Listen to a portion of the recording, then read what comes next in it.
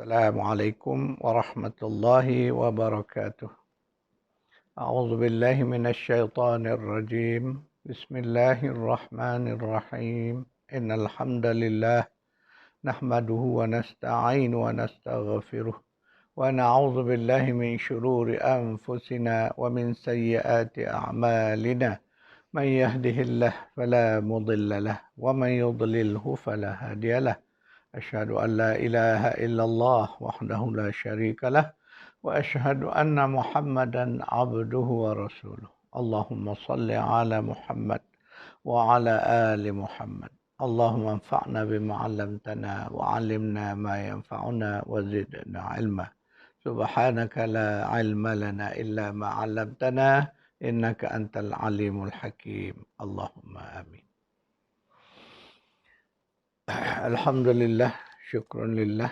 Pagi ini insyaAllah kita akan meneruskan pengajian tadabbur surah Al-Fatihah berdasarkan kepada buku 7 ayat yang diulang-ulang.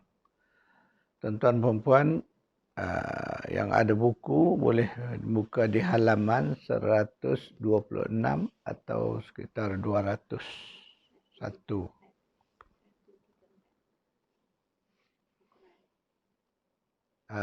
126 dan buku baru 134. Tuan-tuan perempuan boleh rujuk di situ.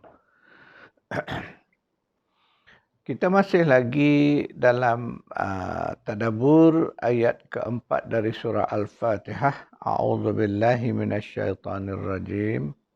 Maliki yaumiddin. Allah itulah penguasa pada hari bagi pembalasan. Semalam kita menyentuh tentang sifat-sifat dunia sebagai tempat kehidupan sementara, dan hari ini insyaAllah kita akan sambung lagi dalam bab kecil kita, iaitu persiapan untuk kehidupan akhirah. Mari kita lihat surah 99 ayat 6 hingga 8.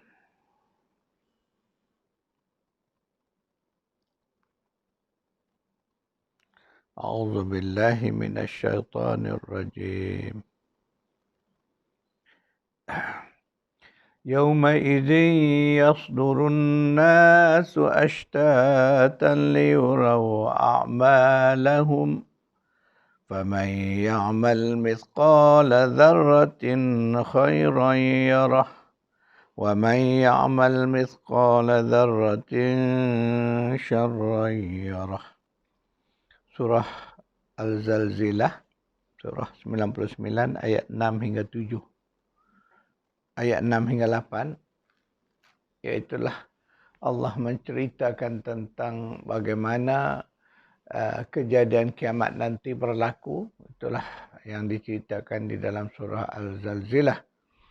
Dan akhirnya itulah kesudahannya. Allah kata, "Faman ya'mal mithqala dzarratin khairan yarah wa man ya'mal mithqala dzarratin syarran yarah." Setelah berlakunya kejadian kiamat, semuanya hancur, mati semuanya. Kemudian Allah hidupkan semula. Di sanalah nanti barulah terjadi proses pengadilan, apa yang disebut sebagai yang kita baca dalam ayat Yaumiddin. Hari pembalasan itu ialah hari setelah kita dibangkitkan semula. Kiamat dah berlalu, ditiupkan sangkakala yang berikutnya, menyebabkan semua yang mati hidup semula. Setelah itulah baru kita berkumpul di tempat yang namanya tempat berkumpul. Padang mahsyar yang juga dikenali sebagai hari kita berkumpul, Yaumil Mahsyar. Hari tempat kita berkumpul. Itulah hari pembalasan ataupun Yaumiddin. Maka di sanalah nanti manusia itu diadili berasaskan kepada catatan amal. Ya. Jadi segala catatan amal sepanjang hidupnya, itulah buku rekod kita, buku diary kita, yang dicatat rapi bukan oleh diri kita tetapi oleh dua malaikat yang ada bersama kita. Dua malaikat mulia yang kerjanya menulis, itulah disebut kiraman katibin. Ada dalam ayat lain disebut raqib wa atid. Makna sifat malaikat itu sentiasa menjaga kita dan mengawasi apa aktiviti kita. Kemudian direkodkan di dalam kitab catatan.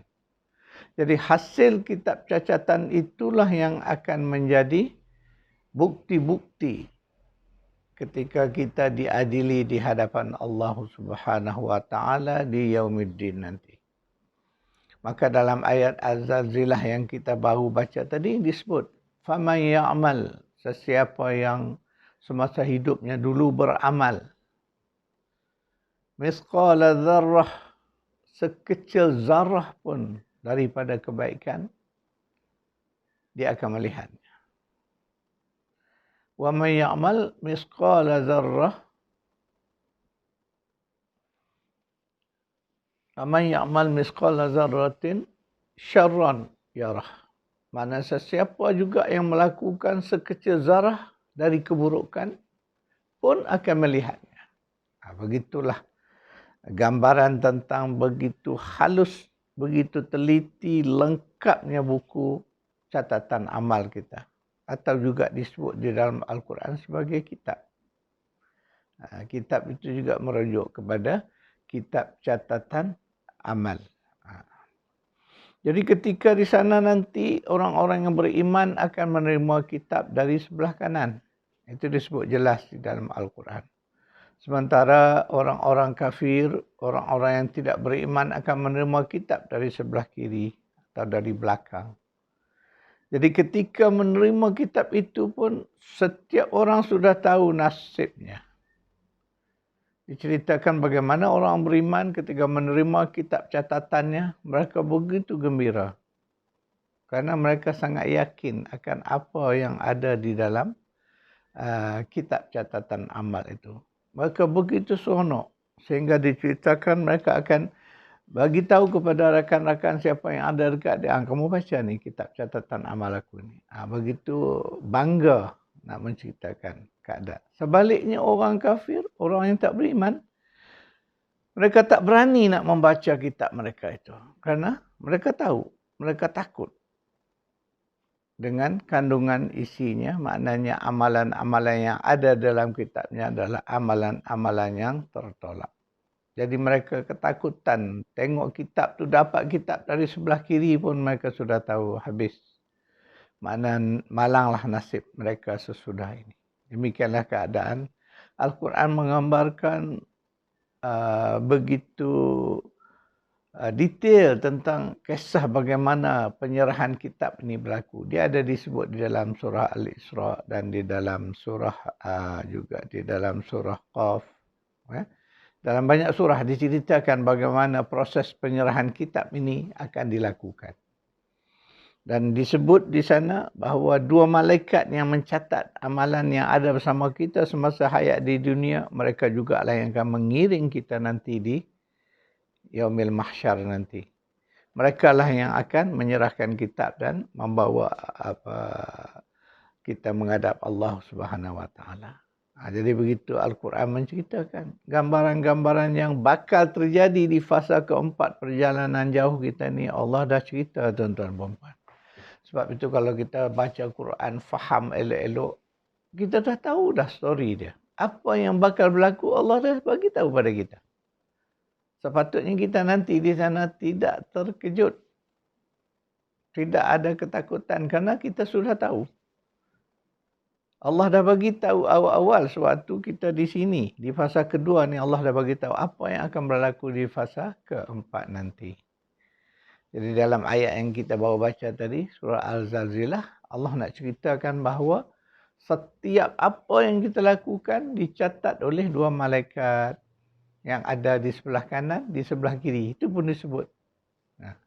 Yang sentiasa mengiringi kita di dalam kehidupan di dunia. Dia akan catat apa perkataan yang keluar dari mulut kita, apa perbuatan kita, sehingga apa niat kita, gerak hati kita pun direkod, dicatatkan.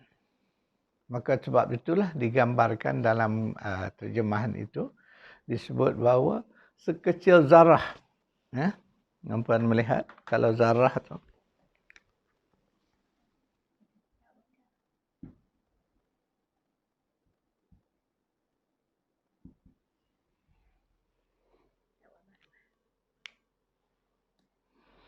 Zarah, kalau ikut terjemahan kitab dahulu, disebut sebagai sebesar biji sawi. Kita kena faham, zarah ni adalah satu dipanggil unit yang paling kecil. Sebab itu kalau hari ni kita nak kata sebesar biji sawi, mungkin tak sesuai lagi. Kita kena ingat ya, terjemahan yang dilakukan biji sawi itu adalah gambaran zaman dahulu. Zaman sebelum kita menemui mikroskop. Hari ini kita sudah ada teropong jauh, mikroskop apa sebagainya. Kita sudah boleh melihat unit-unit yang jauh lebih kecil daripada biji sawi. Sebab itu kita sampai sudah menemui atom. Bawah atom ada pecahan. Proton, neutron. Dan selebih lagi kecil daripada itu ada. Jadi zarah tu, itu sebab sebaik-baiknya kalau saya senang menggunakan kalimah zarah. Sebab zarah ni menggambar unit yang paling kecil. Kalau nak terjemah pun, kalau kita kata atom, ada lagi yang kecil dari atom. Sebab atom tu masih boleh dipecahkan. Jadi begitulah gambarannya. Hari ini orang mengatakan unit yang kecil sekali tak boleh hitung, itu disebut sebagai nano. Itulah hari ini kita dengar nano. Ya. Maknanya satu benda yang tak boleh lagi nak dipecah lagi. Paling kecil sekali. Begitulah maksud zarah tadi. Nak menggambarkan bahawa sekecil-kecil amalan kita ni akan diperlihatkan kepada kita. Mana kita akan dapat melihatnya di dalam catatan. Begitulah kalau kita sedar dahsyatnya kitab catatan amalan kita ni. Itulah sebabnya kita hari ini bila kita mengenang balik tentang kitab catatan amal kita ini, Masya Allah, kita jadi ngeri. Ya? Kerana tak ada satu pun yang akan dipanggil. Sebab orang kafir, dia Quran menyebut kisah tentang orang kafir di sana nanti mengeluh. Ketika membuka kitab catatan mereka tu, dia lihat, dia kata, Masya Allah, teruknya, dia kata, segala-galanya, besar yang kecil semua ada di dalamnya. Begitulah gambaran. Makna tak ada satu yang terlepas.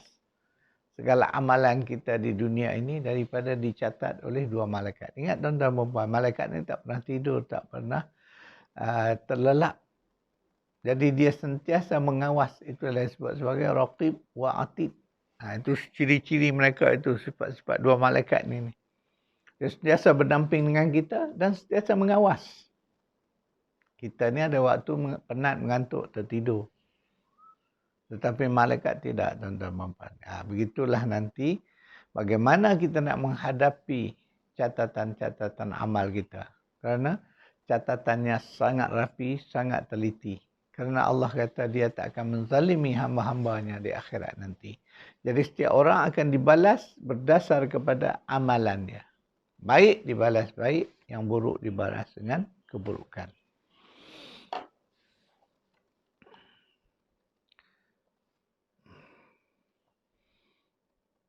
Dan mari kita melihat surah 28 ayat 77.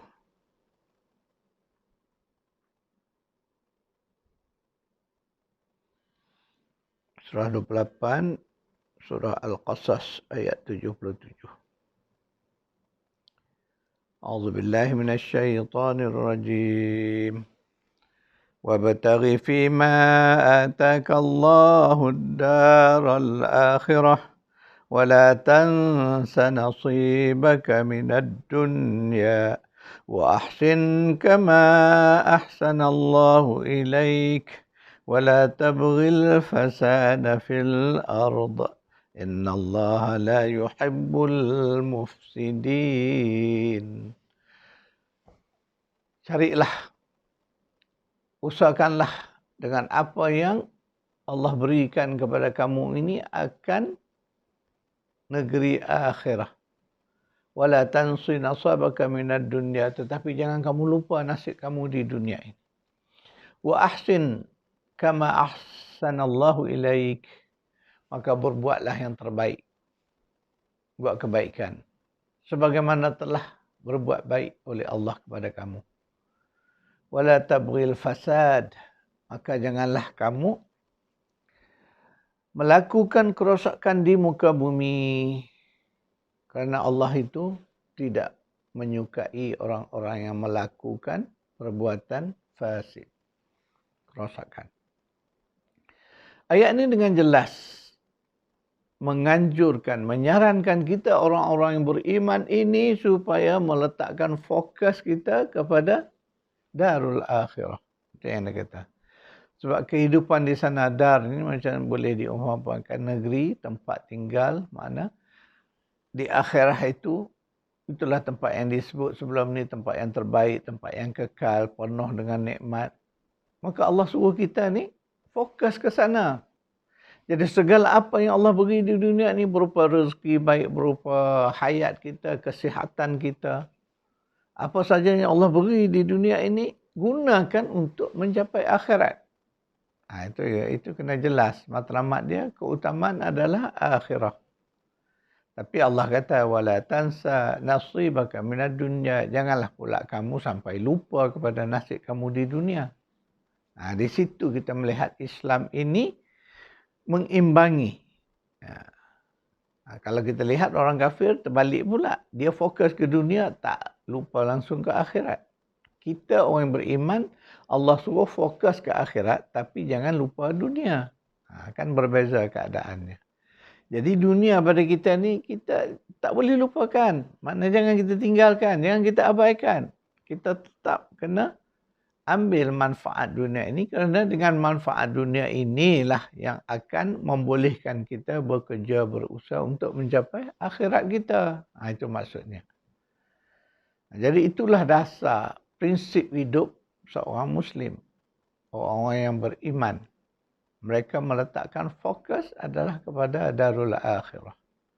Kenapa darul akhirah? Kerana darul akhirah adalah tempat terbaik. Kerana dia bersifat kekal. Jadi akhirat itu khairun wa abqa. Kita dah baca semalam ayat yang menyebut tentang bahawa akhirat itu tempat yang terbaik kerana dia bersifat kekal, abadi.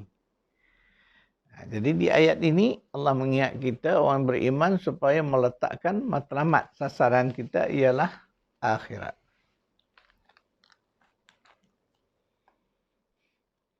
Kemudian mari kita melihat pula surah Al-Mulk, surah 67.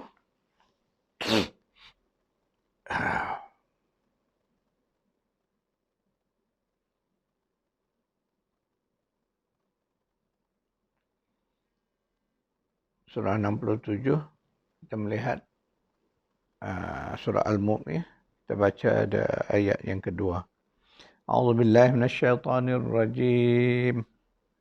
Alladzi khalaqal mauta wal hayata liyabluwakum ayyukum ahsanu amala wa huwal azizul ghafur. Maksudnya Allah itu dialah yang telah menjadikan, mencipta kematian wal hayah dan juga kehidupan itu liyabluwakum, supaya dengannya, dengan kematian kehidupan itu, dia menguji kamu. Ayyukum, siapakah di kalangan kamu ahsanu amala, yang terbaik amalannya. Wa huwal azizul ghafur. Sedangkan Allah itu dialah maha perkasa lagi maha pengampun. Jadi ayat ini menjelaskan kita, kalau kita nak melihat hidup ni secara falsafahnya, di situlah mana Allah nak menjelaskan bahawa Allah kata, kami ciptakan kematian dan kehidupan itu dengan tujuan supaya kami dapat menguji kamu. Siapakah yang terbaik di kalangan kamu dari segi amalannya. Nampak?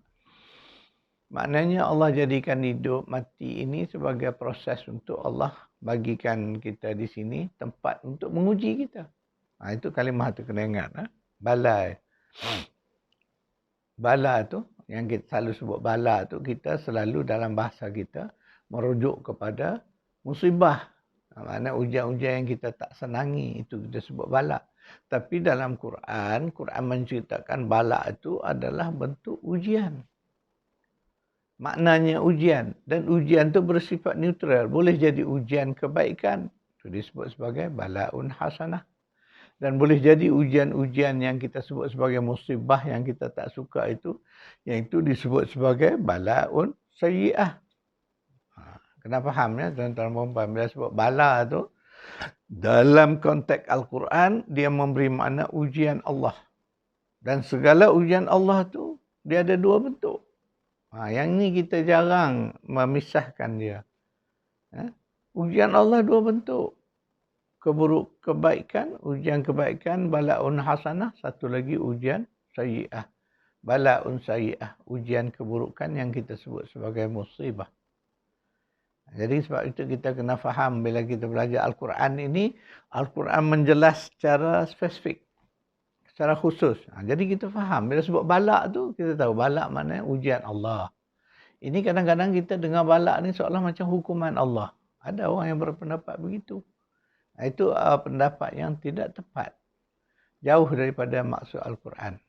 Al-Quran mencerita bahawa balak ni kita diuji. Para Nabi, para Rasul lagi banyak balak yang Allah turun kepada mereka. Itu kata ujian.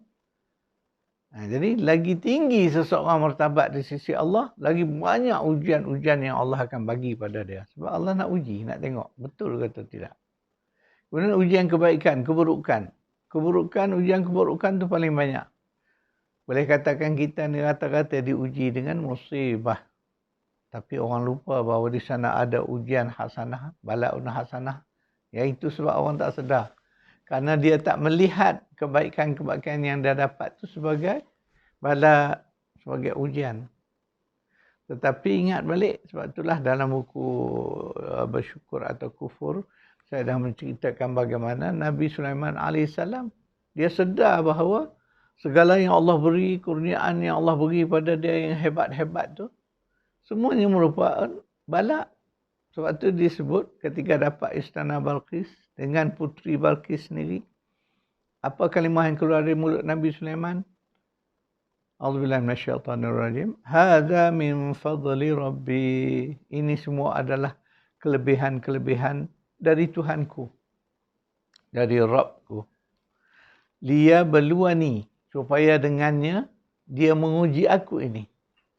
Ashkur am akfur, sama ada aku ni bersyukur atau aku kufur. Lihat tuan-tuan dan puan. Itu mana Nabi Sulaiman ni dia faham mana walaupun nikmat kalau pada kita ni nikmatlah kelebihan Allah bagi, kerajaan Allah bagi macam-macam pada Nabi Sulaiman. Kalau kita ni kita lupa, tapi Nabi Sulaiman ingat bahawa semua ni adalah balaun hasanah, ujian-ujian kebaikan yang Allah datangkan untuk menguji kita. Jadi ingatlah tuan-tuan dan puan, ketika kita dapat rezeki yang banyak, kesihatan, kita dapat segala yang dalam kita rasa nikmat, ingatlah bahawa di sana juga adalah balaun hasanah. Kalau kita bersyukur dengan segala nikmat tu, alhamdulillah, makna kita mensyukuri nikmat-nikmat Allah. Sebaliknya, berapa ramai orang yang dapat nikmat, dapat kurniaan Allah, mereka kufur. Mereka lupa untuk mensyukuri Allah. Sebaliknya, mereka melakukan kemaksiatan. Kita lihatlah hari ini, kita melihat berapa ramai yang Allah uji. Dibaginya kerajaan, dibagi kekuasaan, dibaginya jabatan, jawatan, kebesaran, macam-macam lah. Ada orang yang dapat macam-macam. Ya. Penghargaan, gelaran itu, ini, segala-gala. Tapi akhirnya mereka bukan bersyukur kepada Allah, tetapi kufur. Buat lagi kerja-kerja yang mungkar. Dah dapat kerajaan besar, nak reta lagi, buat macam-macam lagi. Tak cukup dengan apa yang didapat. Rasuah, menipu, mencuri. Macam-macam dilakukan. Menindas rakyat. Mengkhianati amanah. Ini kita lihat di depan mata kita sekarang ini. terutama di dunia akhir zaman ni, kita akan melihat watak-watak Firaun, watak-watak Qarun ini ramai. Kita nilailah sendiri. Jadi ini golongan yang tidak mensyukuri nikmat ujian-ujian kebaikan yang Allah bagi padanya. Karena mereka di antara dua. Sebab itu dalam buku Syukur atau Kufur saya fokuskan dua model yang kita boleh ambil sebagai contoh, sebagai teladan kita. Nabi Sulaiman adalah contoh manusia yang sedar dan mensyukuri segala nikmat Allah, ujian kebaikan. Sebaliknya di satu pihak lagi, Firaun dan Qarun, Haman, termasuk kelompok yang mengikut orang ini, mereka ini adalah orang yang gagal dalam ujian kebaikan yang Allah bagi kepada mereka. Itu sebab tuan-tuan dan puan. Sebab itu isu kufur syukur tentang ujian-ujian Allah ni, saya tulis khusus di dalam buku Bersyukur atau Kufur. Jadi tuan-tuan dan puan, bila kita disebut tentang Allah menguji kita ni, kena sedar. Itulah yang disebut di dalam surah Al-Mulk yang kita baru baca tadi, ayat 2. Allah mengatakan mati hidup kita ni. Allah dalam Quran, Allah menyebut mati dulu. Berbeza dengan kita. Kita kalau sebutan kita hidup mati. Tapi Allah tidak. Allah sebut mati hidup. Kerana itu prosesnya. Mati hidup, mati hidup. Itulah yang disebut dalam perjalanan jauh. 4 fasa tu perjalanan jauh dimula dengan mati dulu. Itu dalil dari segi di dalam ayat berapa tu? Surah Baqarah ayat 28. Allah sebut. Wa kuntum amwatan fa ahyaakum. Kamu dulu mati, maka kami hidupkan kamu. Summa yumitukum, kemudian kami matikan kamu. Summa yuhyikum, kemudian kami hidupkan kamu semula. Summa ilaihi turja'un. Semua kamu akan kembali balik kepada Allah. Baqarah 28. Ya. Sebab itu dalam ayat ni Allah sebut kami ciptakan kematian dan kehidupan. Ini sebab kita orang beriman kena biasakan diri dengan dipanggil uslub Al-Quran. Gaya Al-Quran. Sebab itulah fakta. Sama juga dengan isu siang malam. Kita menyebut siang malam. Tetapi Allah menyebut dalam Quran malam siang. Tentulah ada perbezaan yang mengapa Al-Quran menyebut sedemikian. Jadi kita orang yang mentadabbur Al-Quran ini kena biasakan diri dengan uslub gaya Al-Quran. Jadi bila Allah sebut kematian dulu, sebutlah kematian dulu. Wah, Allah kata kami menjadikan mati dan hidup kamu itu dengan tujuan untuk menguji kamu siapakah yang terbaik amal. Jadi bila sebut amal tadi berbaliklah dengan ayat yang awal kita baca bahawa nanti kita di akhirah kita akan diserahkan kitab catatan amal. Jadi sebab itu kerana apa? Allah dah sebut dah. Syarat nak masuk ke syurga itu mestilah iman dan amal soleh. Jangan kita persoalkan. Itu kenyataan Allah. Allah menyebut bahawa kita ni nak menentu masuk syurga itu Allah nilai dari segi iman dan amalan soleh. Sebab itulah pentingnya kitab itu sebagai bukti rekod catatan amalan kita. Jadi dengan itu tidak ada siapa yang diinayai. Kerana ada tercatat di dalam kitab catatan amalan masing-masing. Sebesar zarah pun Allah kata amalan baik kamu akan lihat. Sebesar zarah pun amalan buruk pun kamu akan lihat. Itulah kalau kita faham elok-elok mengapa Allah sebut dalam banyak ayat sebenarnya kita akan menemui di dalam Al-Quran. Allah sebut syurga itu diberi untuk orang yang beriman dan beramal soleh. Yang itu kita tak dapat nafikan. Ya. Jadi iman dan amal soleh itu menjadi asbab untuk melayakkan kita masuk ke dalam syurga Allah. Sebab itulah kita dibekalkan dengan semasa hidup kita ada 2 malaikat yang mengiring kita. Bayangkan, ke mana saja kita pergi 2 malaikat akan catat segala amal. Kerana pentingnya amalan itu untuk dinilai nanti di fasa keempat, tuan-tuan dan puan. Jadi jangan pula kita ni terpengaruh dengan ada anggapan yang mengatakan tak apa kita ni masuk syurga bukan kerana amalan kita. Siapa yang bercakap? Apa dalilnya? Sedangkan Quran menyebut masuk syurga itu disebab oleh iman dan amal soleh. Itu kata-kata Allah. Kita takut nanti orang-orang yang terpengaruh ini di belakangnya iblis akan menghasut kita. Hasutannya apa? Tak payahlah kamu buat amal soleh. Bukan amalan itu yang akan menentukan kamu masuk syurga. Ini bahaya tuan-tuan perempuan. Karena di belakang itu bisanya bisikkan syaitan ada di situ. Akhirnya akan orang kata tak perlulah kita susah-susah nak bekerja amal soleh. Syurga neraka ni ditentukan, Allah menentukan. Sedangkan Allah dah bagi syarat dah kepada kita yang jelas. Nak masuk syurga kena beriman, beramal soleh. Jadi tuan-tuan perempuan jangan keliru dengan ada pandangan-pandangan di luar yang seolah-olah cuba menafikan fakta ini. Ya? Ini kata-kata Allah. Saya hanya menyampaikan saja tuan-tuan perempuan. Jadi kalau ketika Allah mengulang-ulang kalimah yang sama, iman, amal soleh. Iman, amal soleh. Bagaimana kita nak menafikan itu? Ya? Dan kenapa? Kalau tidak kerana ada amalan soleh, kenapa Allah nak menyediakan kita 2 malaikat yang untuk mencatat segala amal kita? Itu lagi satu kita kena fikir sebagai logik di situ.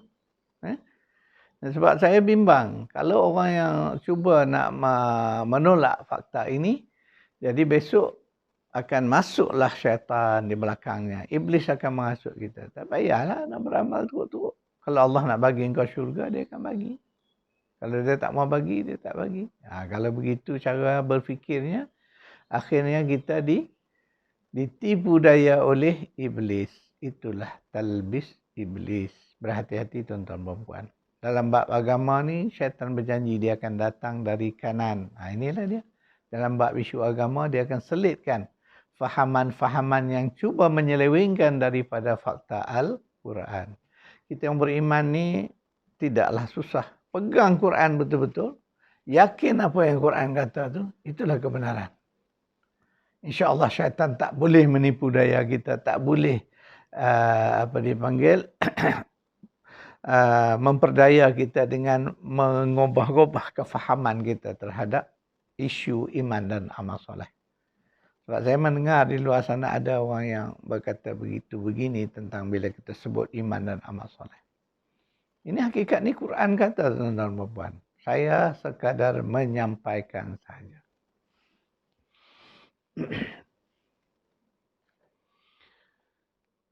Sekarang mari kita lihat surah 18.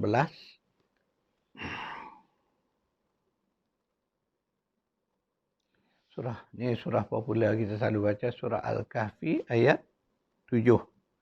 A'udzubillahi minasyaitonirrajim. Inna ja'alna ma'alal ardi zinatan laha linabluwahum ayyuhum ahsanu amala. Sesungguhnya kami menjadikan apa yang ada di atas bumi ini sebagai perhiasan baginya kerana kami hendak menguji mereka. Siapakah di kalangan mereka itu yang terbaik amalannya?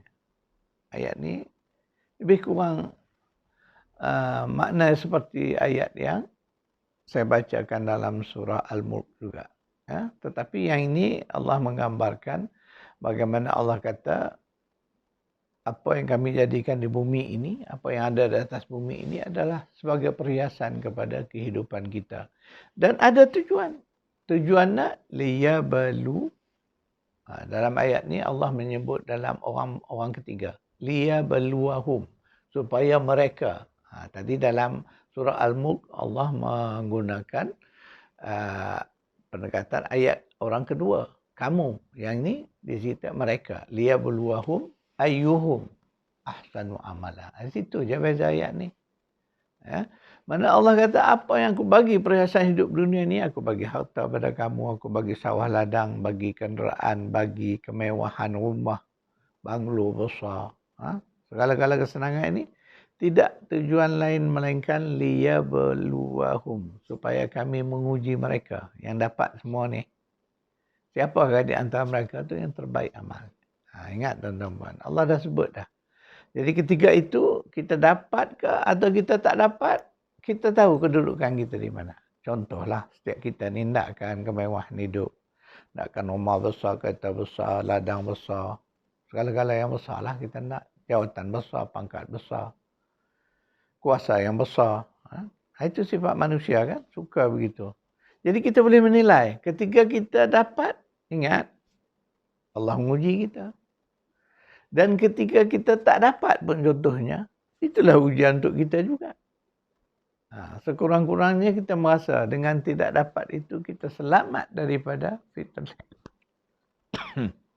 Kita selamat daripada fitnah ataupun ujian. Yang disebut bala'un hasanah tadi. Ujian daripada nikmat-nikmat yang Allah bagi tadi. Jadi sebab itu seorang yang sedar, orang yang beriman ni kita sedar bahawa kita dapat ataupun kita tidak dapat apa yang kita kehendaki, segala-galanya ada kebaikan padanya. Jadi di situlah baru kita teringat. Baru kita akan ingat, sedar bahawa tak apa, kita tak dibagi kekayaan yang banyak pun tidak mengapa. Kerana kekayaan yang banyak itu untuk ujian pada kita. Mana orang yang Allah bagi kemewahan, bagi segala perhiasan dunia ni, Allah nak uji mereka. Sama ada mereka bersyukur atau mereka kufur. Hari ini kita melihat di depan mata kita seperti saya kata tadi.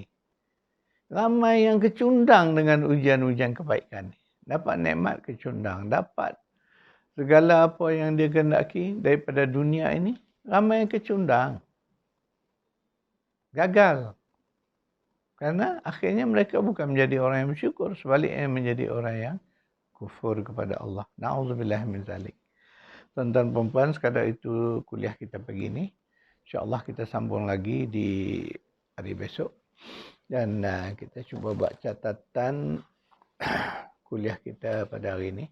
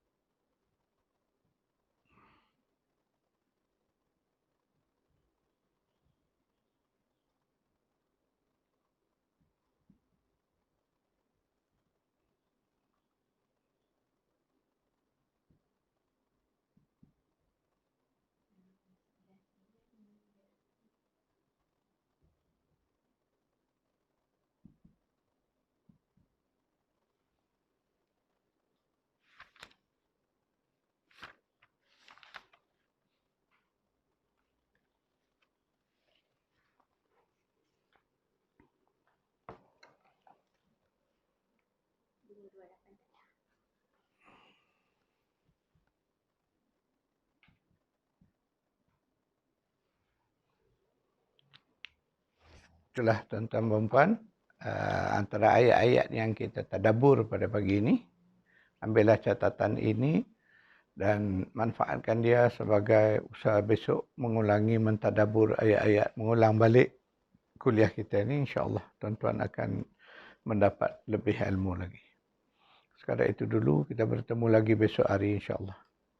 A'udzubillahi minasyaitonirrajim. Bismillahirrahmanirrahim. Alhamdulillahi Rabbil Alamin. Wassalatu wassalamu ala asyrafil anbiya wal mursalin wa ala alihi wa sahbihi ajma'in. Allahumma arhamna bil Qur'an waj'alhu lana imama wa nura wa hudan wa rahmah. Allahumma zakkirna minhu ma nusina wa 'allimna minhu ma jahilna. وارزقنا تلاوته آناء الليل وأطراف النهار واجعله لنا حجة يا رب العالمين.